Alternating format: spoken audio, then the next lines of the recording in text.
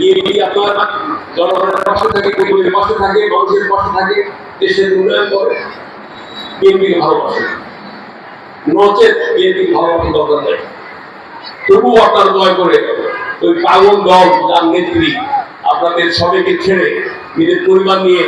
দেশে বিদেশে আরামায়েশে কাটাচ্ছে, শাহী জীবনযাপন করছে, আর গরিব নেতা কর্মীরা এখানে না খেয়ে মরতেছে, তারা কি বলে আইনের মানে মামলার ভয় দৌড়ে বেড়াচ্ছে, আজকে ওই চলছেন না।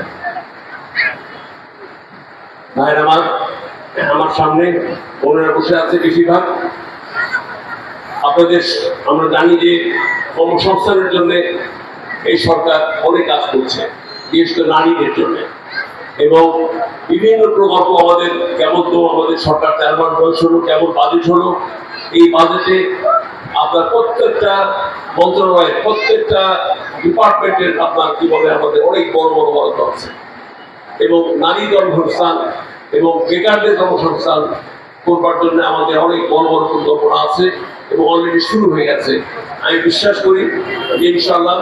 এই সরকার আগামী 2 বছরের মধ্যে দৃশ্যমান হবে যে এই দেশের গরিব মানুষের কর্মসংস্থান হয়েছে, নারীদের কর্মসংস্থান হয়েছে, বেকারদের আপনার তাদের চাকরি খুঁজে পাচ্ছে, তাদের চাকরি ব্যবস্থা করা হচ্ছে, এবং বিশেষ করে শিক্ষিত বেকারের জন্য আমাদের বড় ভার, এই ভার লাঘব করবার জন্য আমাদের শিক্ষাকে কর্মসংস্থানমুখী শিক্ষার ব্যবস্থা করেছে। ইনশাআল্লাহ আমি বিশ্বাস করি যে আগামীতে এই দেশের মানুষ সুখে থাকবে, সকল পর্যায়ের মানুষ সুখের সাথে বাস করবে। আজকে আমার বন্ধুদের প্রতি আমার নিবেদন হলো যে আপনারা সবাই, আমি জানি কেউ না কেউ কোন কর্ম করে খান, বিশেষ করে শেরপুরে আমি জানি যে এখানে বেশ কিছু প্রতিষ্ঠান আছে যেখানে মেয়েরা অনেক কাজ করে, এবং উদ্যোক্তা আমাদের এখানে সৃষ্টি হয়েছে, আগেরও আছে। নতুন উদ্যোক্তাদের জন্য আমি বলতে চাই যে আমাদের মধ্যে বিশেষ করে বিএনপি নেতা কর্মীদের মধ্যে অনেক উদ্যোক্তা আছে, সাধারণ মানুষের মধ্যে লেখাপড়া শিখে আমার ছেলেমেয়েরা লেখাপড়া শিখে এসছে, তার উদ্যোক্তা হোক, এবং উদ্যোক্তাদের জন্য আমরা 1 লাখ থেকে 10 লাখ পর্যন্ত টাকা আমরা ব্যাংকের লোনের ব্যবস্থা করে দেবো, যাতে করে তারা এমন কিছু একটা প্রকল্প করবে আপনার যেমন হ্যান্ডিক্রাফট এই জাতীয়, যাতে করে আমাদের এই সমস্ত আমার মহিলারা মেয়েরা তারা কাজের মধ্যে তাদের জীবিকা অর্জন করার সুযোগ পায়। যাই হোক, আমার বক্তব্য না বাড়িয়ে আমি আবারও আপনাদেরকে এইটুকু বলি, আপনারা আমাদের নেত্রী, আমাদের সেই নেত্রী নিশ্চয়ই আপনাদের হৃদয়ে আছে, মনে আছে বেগম খালেদা জিয়ার নাম, তার জন্য দোয়া করবেন। আমাদের দেশবাসী করুক, আজকে তারই সন্তানের হাতে দেশের দায়িত্বভার, আপনারা দোয়া করবেন যে তার মা বেগম খালেদা জিয়া এবং তার বাবা আমাদের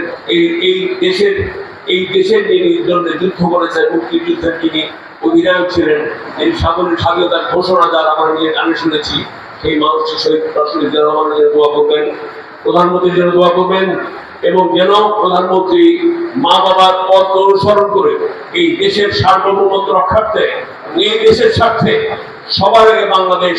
এই যে আমাদের চিন্তা, এই যে আমাদের শপথ, আমরা কোনো দান দয়া দাক্ষিণ্য নিয়ে আমার দেশ পরিচালনা করতে চাই না। আমাদের নেতা আপনারা দেখেছেন দেশ